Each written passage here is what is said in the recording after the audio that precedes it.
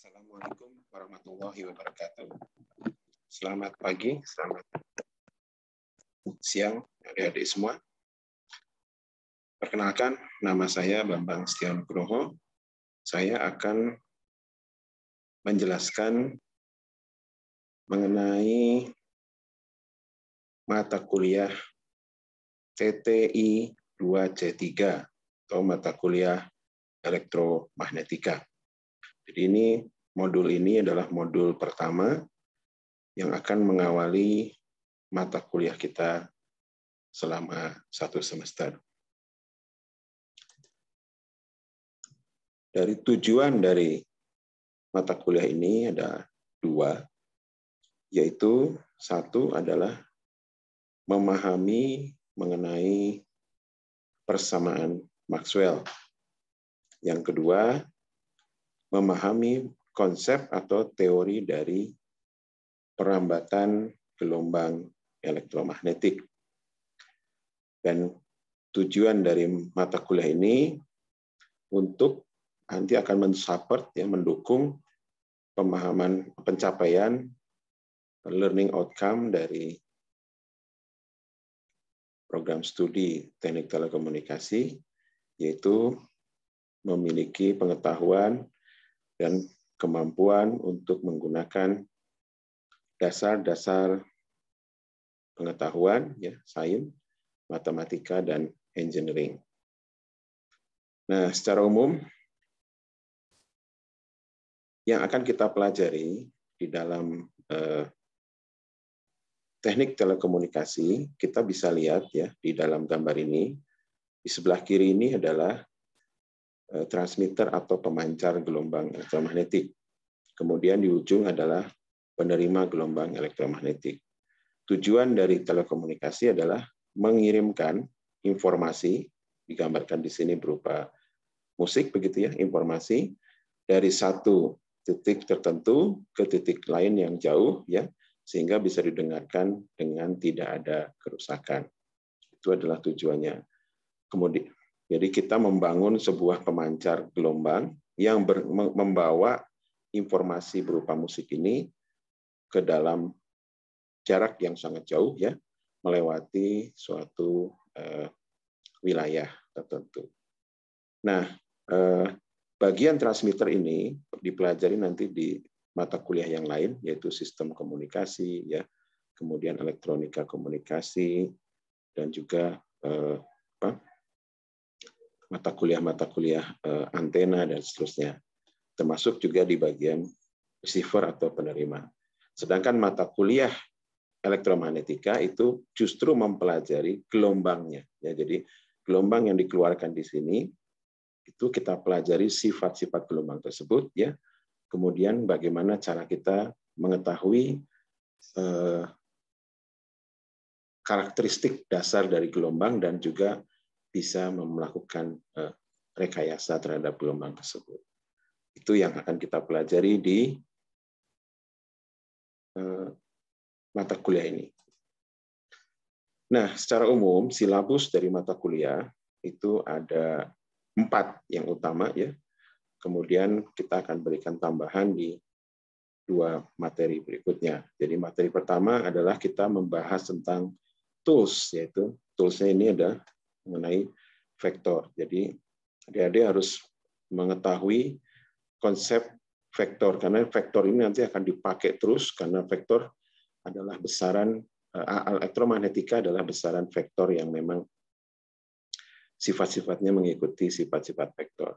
Apa saja yang dipelajari dalam vektor ini? Pertama mengenai simbolnya, kemudian sistem koordinat yang digunakannya, yaitu kartesian, silinder, dan pola, kemudian juga aljabar vektor berupa penambahan, pengurangan, kemudian perkalian produk, perkalian dot, perkalian cross, Kemudian juga kalkulus vektor, yaitu ada integral dan diferensial vektor.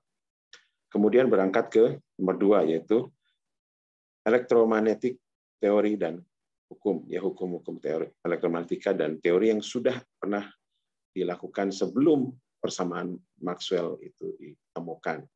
Ini berarti sifatnya review Kita mereview hukum Coulomb, hukum Biot-Savart, hukum Faraday, hukum Lenz, hukum Lorentz, hukum Gauss, dan hukum Ampere. Ketika kita sudah memahami ini, maka masuk pada persamaan Maxwell itu akan menjadi lebih mudah, karena Maxwell itu merupakan kulminasi dari penemuan-penemuan ini. Jadi Maxwell melakukan sebuah penemuan persamaan yang menggabungkan persamaan-persamaan yang sudah ada di sebelumnya. Ya, jadi persamaan Maxwell yang kita pelajari ada dua bentuk, yaitu bentuk integral dan juga bentuk diferensial. Nah, kemudian dari sini, setelah kita memahami apa itu persamaan Maxwell, maka kita mencoba menurunkannya ke dalam beberapa aplikasinya. Yang pertama adalah aplikasi perambatan gelombang datar seragam, ya, uniform, di berbagai bahan. Bahan apa saja? Hampa udara, ya. Kemudian bahan dielektrik, baik itu dielektrik merugi, dielektrik sempurna, ya, konduktor, konduktor sempurna. Di sini. Jadi kita berupaya untuk memahami sifat dan karakteristik dari gelombang yang merambat di berbagai macam bahan. Nah, ini adalah silabus utama. Nah, kemudian nanti kita akan berikan tambahan, yaitu penggunaan persamaan Maxwell untuk memahami apa itu yang dimaksud dengan medan statis. Medan statis itu melibatkan dua hal, yaitu elektrostatis dan magnetostatis. Kita akan memahami apa itu potensial, kapasitansi, induktansi, dan energi. Dan terakhir adalah numerical method. Numerical method ini kita bicara mengenai Poisson, persamaan Poisson dan Laplacian, serta moment method. Ini sifatnya adalah opsional, jadi kita akan coba berikan tambahan untuk memberikan wawasan. Nah, yang abu-abu ini adalah nanti silabus di gelombang di elektromagnetika 2, dan Anda bisa lihat di sini, ini keterkaitannya seperti ini. Jadi setelah kita memahami Maxwell, maka ini merupakan salah satu case penggunaan Maxwell untuk menganalisis gelombang yang merambat dalam transmission line ataupun dalam multi-layer structure, baik atau juga dalam bentuk gelombang yang jatuhnya miring, oblique incident maupun waveguide dan radiation. Jadi inilah ketersambungan antara medan 1 dan elektromagnetika 1 dan elektromagnetika 2. Nah, untuk di antena ini nyambung lagi, jadi setelah kita belajar gelombang secara lengkap di dalam elektromagnetika 1 dan elektromagnetika 2, maka nanti adik-adik akan juga memahami secara lengkap dengan pemahaman yang komprehensif ke antena konsep antena. Jadi konsep antena ini merupakan rekayasa, Ini lebih ke arah rekayasa, di mana kita memanfaatkan pengetahuan kita tentang sifat-sifat gelombang elektromagnetik untuk merekayasa sebuah device yang disebut sebagai antena. Ini nanti akan dipelajari di mata kuliah. Oke, sekarang kita masuk ke dasar mengenai spektrum elektromagnetika atau frekuensi elektromagnetik. Frekuensi elektromagnetik itu mulai dari 0 sampai hingga, di mana kita bisa lihat bahwa beberapa frekuensi tertentu sudah dimanfaatkan dengan baik oleh kita untuk berbagai macam kepentingan. Seperti contohnya di sini, frekuensi itu ada yang untuk AM radio, ada yang untuk FM radio, kemudian juga ada untuk microwave oven, untuk radar, untuk X-ray, ini yang frekuensi tinggi, frekuensi tinggi ini untuk X-ray, ada bioradioaktif elemen misalkan, di sini, kemudian juga untuk sinar gamma, sinar alfa, sinar beta, dan sinar X, begitu. Nah, untuk yang frekuensi telekomunikasi itu berada di frekuensi kodenya adalah megahertz, Kemudian untuk frekuensi lebih rendah, ini ada beberapa frekuensi rendah yang yang bisa juga dimanfaatkan, tapi bukan untuk telekomunikasi. Jadi telekomunikasi itu yang paling bagus itu pada posisi-posisi di mana ordernya adalah antara megahertz, satuan megahertz sampai ke gigahertz. Itu adalah frekuensi-frekuensi yang paling banyak dimanfaatkan untuk telekomunikasi. Nah, ini adalah perangkat-perangkat yang melibatkan teori elektromagnetika. Jadi, adik melihat sendiri bahwa aplikasi dari teori elektromagnetika itu begitu banyak, Ditemukan tahun 1830, persamaan Maxwell ini, dan sekarang dimanfaatkan hampir semua device yang pernah kita pakai ya sekarang. Jadi Adik-adik bisa lihat sini, contohnya ini adalah magnetic lock device ya. Ini juga menggunakan prinsip elektromagnetik ya.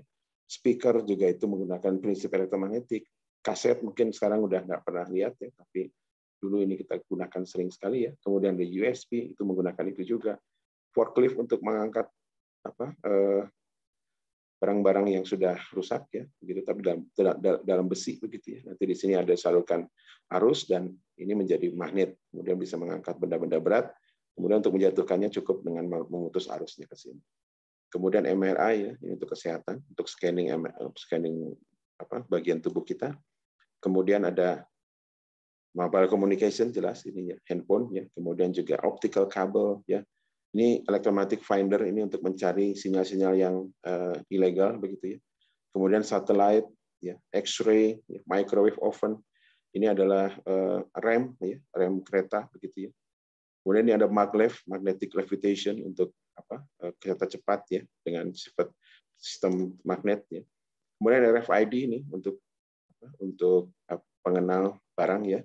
Wireless charging, ya, parking sensor, electric motor, radar, dan seterusnya. Ini banyak sekali ya, hampir semua ini. Selain yang sudah saya tampilkan ini juga masih banyak yang perlu Anda pelajari.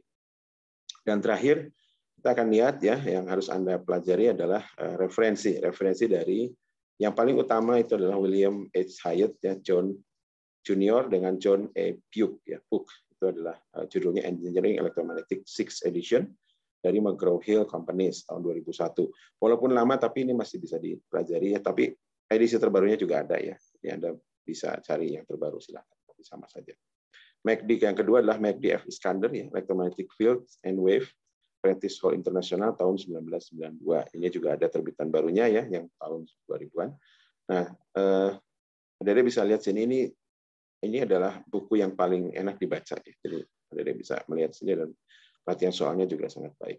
Terakhir adalah Stuart M. Wentworth, Fundamental of Electromagnetic with Engineering Application, John Wiley & Son Incorporation, tahun 2005. Ketiga buku ini adalah buku yang menurut saya sangat baik untuk Anda baca sebagai peletak dasar pemahaman. Tapi buku-buku yang terbaru juga sudah banyak ya, jadi Anda bisa pelajari buku-buku terbarunya untuk bisa lebih menambah wawasan. Demikian pertemuan pertama kami, pertemuan tentang kita ya. Saya jelaskan tadi silabus dan juga referensi yang harus dibaca ya. Kemudian Anda bisa lihat urgensi dari mata kuliah ini adalah tadi Anda memahami karakteristik dari gelombang ya sedemikian rupa sehingga Anda bisa juga melihat pengembangan dari pemanfaatan karakteristik gelombang elektromagnetik ini pada kehidupan sehari-hari. Demikian mata kuliah kita kali ini. Terima kasih. Assalamualaikum warahmatullahi wabarakatuh.